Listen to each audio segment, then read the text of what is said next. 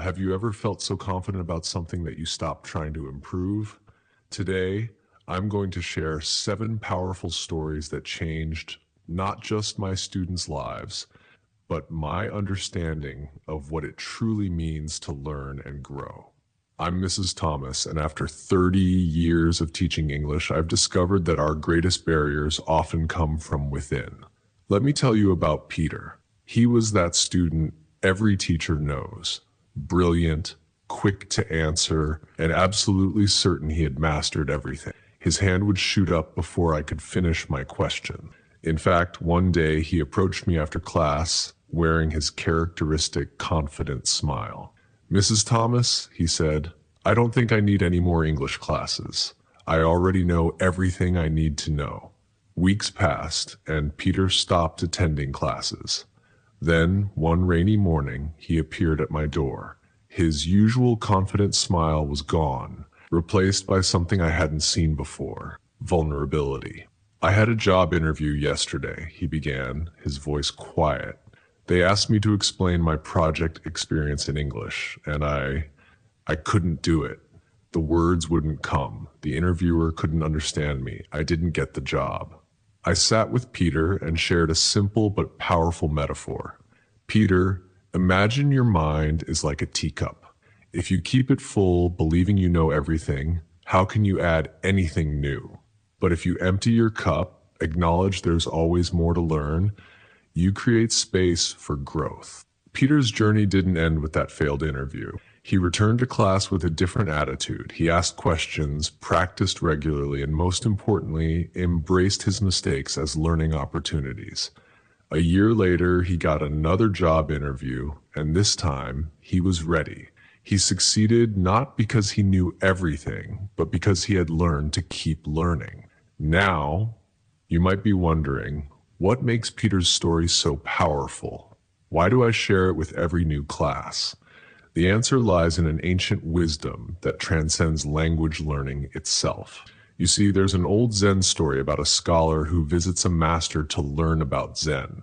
As the master serves tea, he keeps pouring, even when the cup is full, causing it to overflow. When the scholar exclaims that the cup is full, the master replies, "Like this cup, you are full of your own opinions and speculations.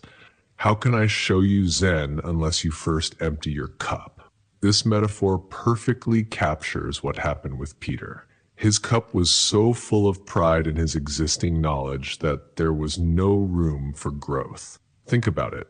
How often have we been in situations where we thought we knew everything, only to discover there was so much more to learn? It's a natural human tendency, but it's also one of our greatest obstacles to improvement. But here's where Peter's journey becomes truly remarkable.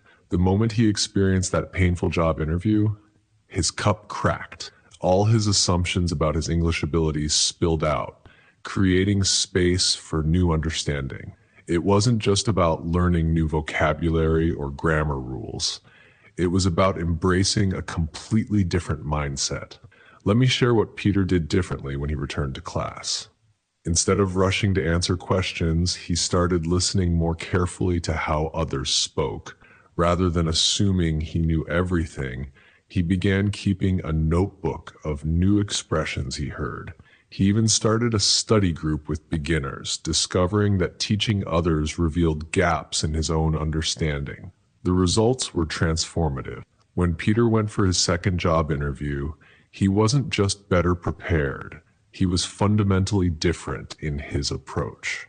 Yes, he spoke more fluently, but more importantly, he was able to acknowledge when he didn't understand something and ask for clarification. This honesty and humility made him a stronger candidate than even those with perfect grammar. The lesson here extends far beyond language learning. Whether you're studying English, pursuing a career, or learning any new skill, remember Peter's story. The cup must be emptied before it can be filled with something new. When we let go of our pride and embrace our role as eternal students, that's when true learning begins. Let me tell you about Elena. When she first walked into my classroom, she could barely introduce herself without her voice trembling. Her dream was to become a tour guide in Paris, a dream that seemed almost impossible given her struggles with English. But Elena's story teaches us something beautiful about the power of persistence. You see, Elena wasn't just dealing with language barriers, she was battling her own fears. Every time she had to speak in class, her hands would shake and her voice would become so quiet you could barely hear her.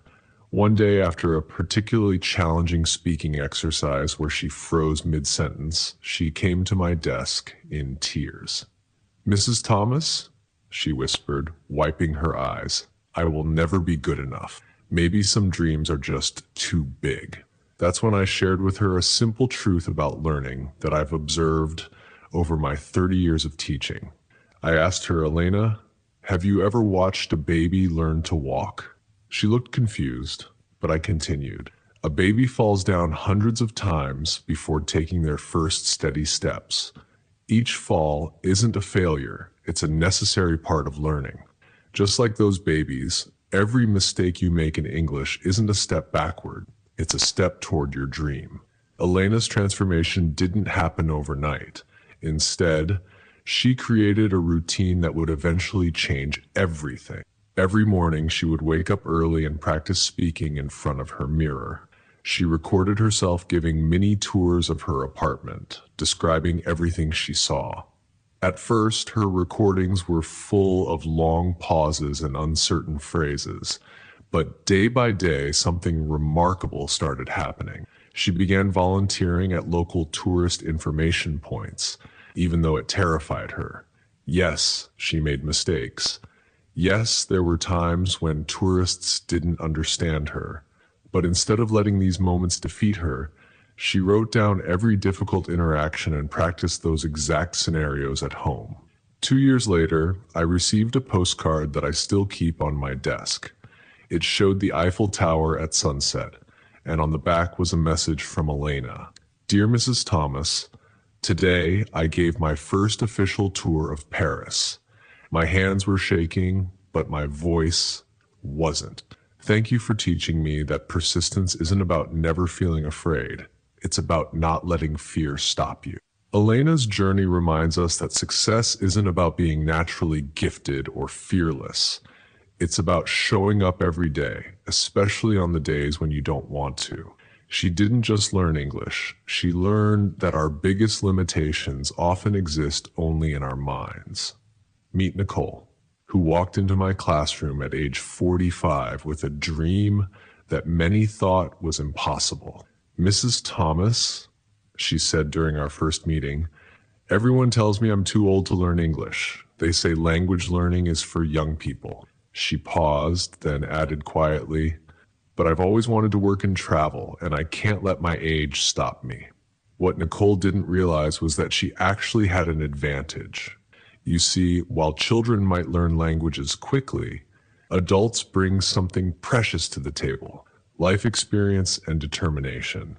The key was helping Nicole understand how to harness the natural way children learn while using her adult strengths. I shared with her what I call the child's secret to language learning. Think about how babies learn their first language. They don't start with grammar books or vocabulary lists.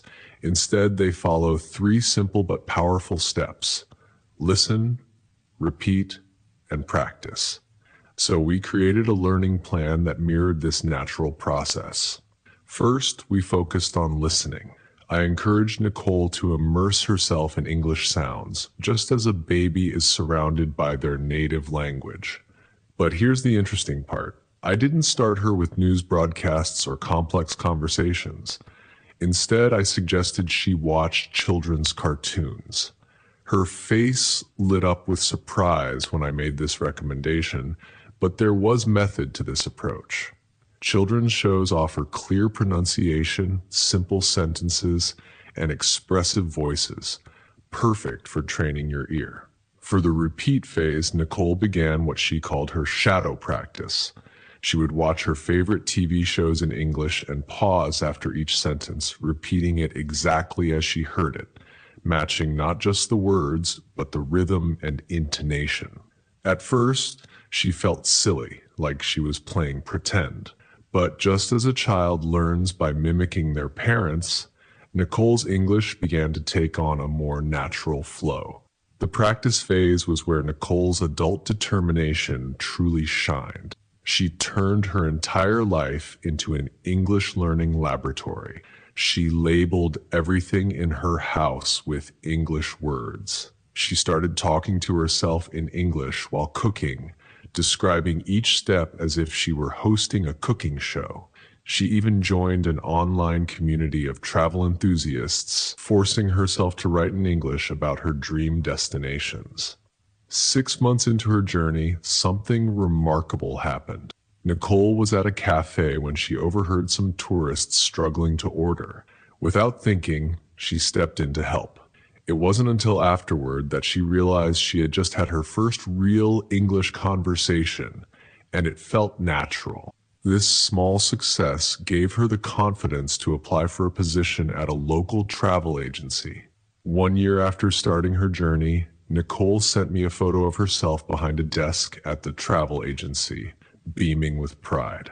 "Remember when I thought I was too old?" she wrote. "Now I help people plan their dream vacations every day in English. Age isn't a barrier. It's an advantage if you know how to learn like a child but persist like an adult."